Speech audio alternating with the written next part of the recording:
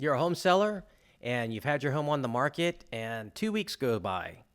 You get a couple of showings, 3 weeks go by, less showings, 4 weeks go by, no showings, 5 weeks go by, no showings. Then you start to get upset. And now you're upset maybe with your realtor. Now, I can't say whether that's a good thing to be, is to be upset with your realtor. Some realtors, yes, there's a reason to be upset with them. And then there's some realtors who've done everything they can, including bend over backwards to try to inform the seller of what could help them. And the seller is just adamant on at one price. There's basically two very important things that have to happen. And I'll even include a third one that I think is important that Melanie brought up recently, and the way she said it, it really stood out to me. One of the first things that are important when it comes to selling your home is the price. You have three different types of pricing you can do. You can do event pricing. Event pricing is a lower price to generate as much interest as you can so people see it as a bargain. Now, I know a lot of people are like, well, my home is worth way more, and I want only people who are willing to pay that. But, every time I've seen people use event pricing, if the home is worth more, it always gets more. It ends up being in a bidding war because you generate enough interest that people want to come see it. So you might list it lower, but you end up getting more.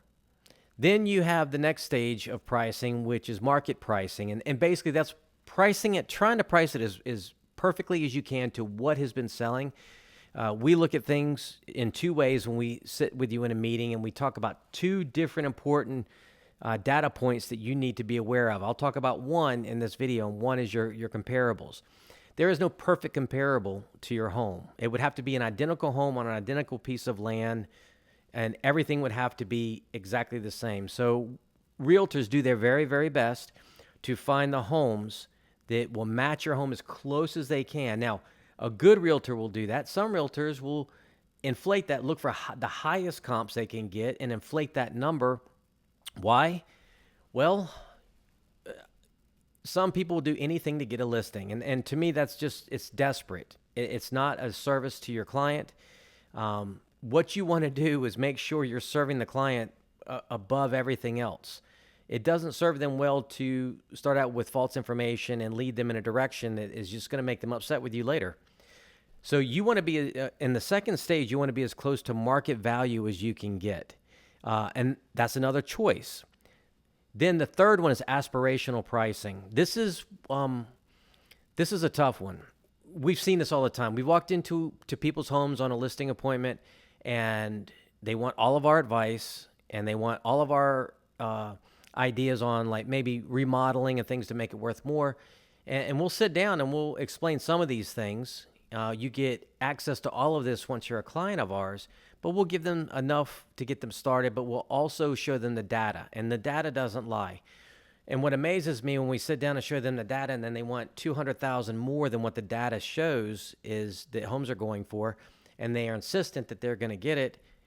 It's one of those things. It's like, I hope to put a graphic in here to show a good house, but then the fact that they feel like they own the Taj Mahal, and they have that emotion behind it. Now, the other form of aspirational pricing is where you're wanting to go above that market because you do think that there's that person out there who sees it, falls in love with it, and you have time on your side, and you can wait. And how long of a period that is always up to this home seller, but they're just trying to maximize, and they're in no rush to sell. It's not really costing them in any way to hold it while they wait for that perfect buyer to walk in that home and fall in love with it and be willing to pay. Now, in our experience, even when it's like that, what happens is it sits on the market, and the longer it sits, people start to see that as not a deal, and then they start coming in with lower prices and trying to, they're saying, hey, basically, your home hasn't sold in 6 months, and we're going to give you $500,000 under if it's a $1.5 million home, or if it's a $500,000 home, $100,000 under, and start the bidding there because there's just not the interest. So all of these pricings that we're talking about, the event, the market, and then the aspirational, all have a place, and they have strategies to them. And an agent really has to know and be able to explain this to a client that owns a home. So that's one, is the pricing. The next thing that's important is marketing. Now, marketing is so critical, and it's interesting to see how a lot of agents, especially newer agents, and it's not their fault. It's experience. It just comes with time. Think the MLS is the marketing, and then they think some social media post is the marketing, but it's so much more than that. Marketing is so much more.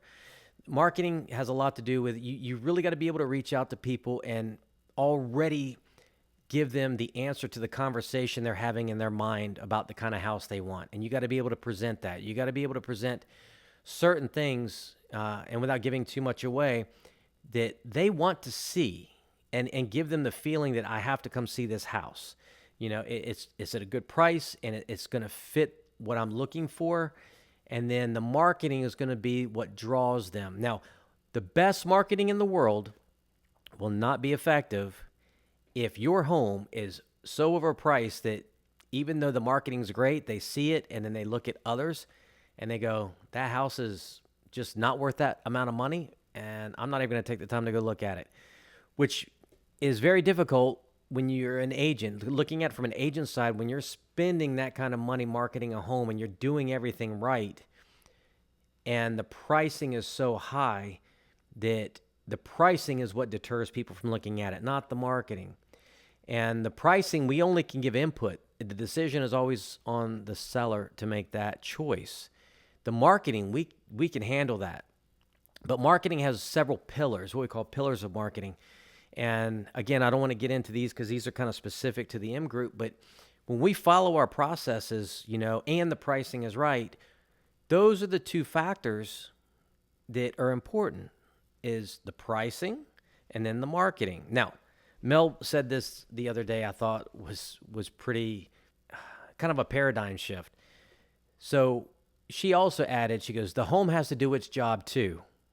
And I really started looking. Now, I could group that into pricing and marketing. The home does its job. We can clean it, do the things we need to do for great photos, for great drone shots, for great videos, things like that. It really is about the homeowner making sure that it's in that condition that when people walk in, that they feel at home. It has to be if it's at a certain price point, it's got to be in the condition to justify that price point.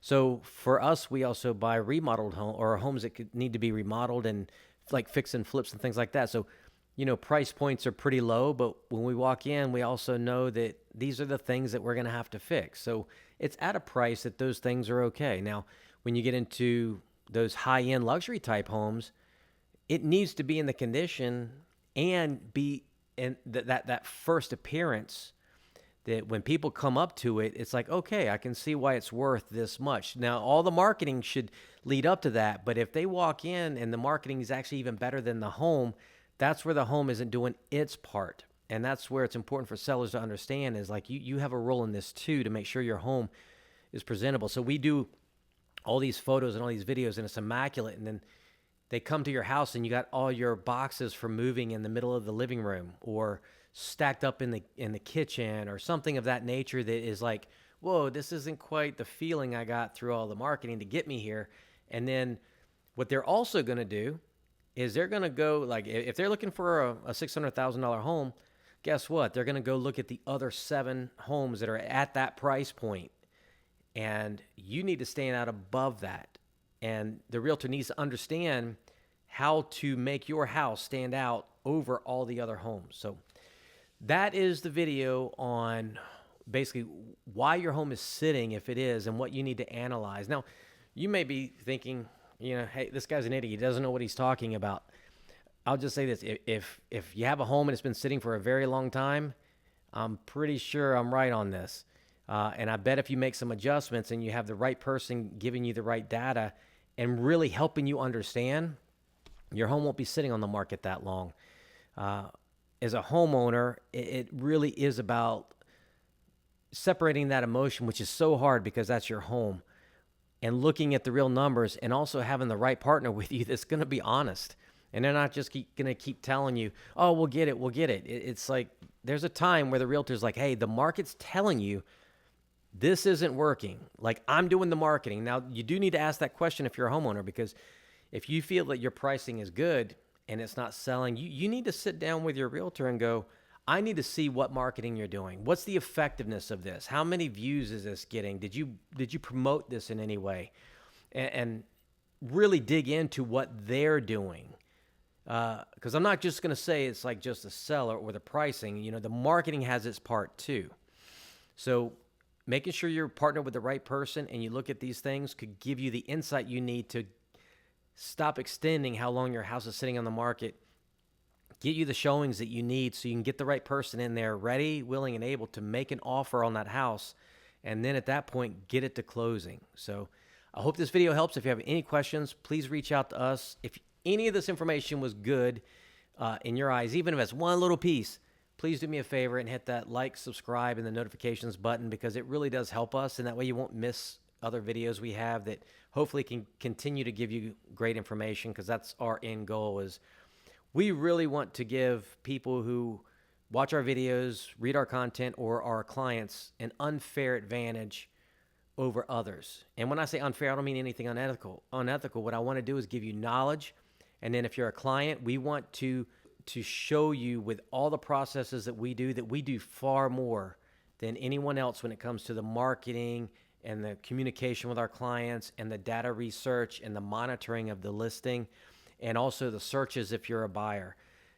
That's how the unfair advantage. Now, I don't want to get into all the details again because I don't want anyone trying to steal our concepts and our systems. But if you want to know more about how to get an unfair advantage, whether you're a buyer or a seller, reach out to us and we will be happy to talk to you.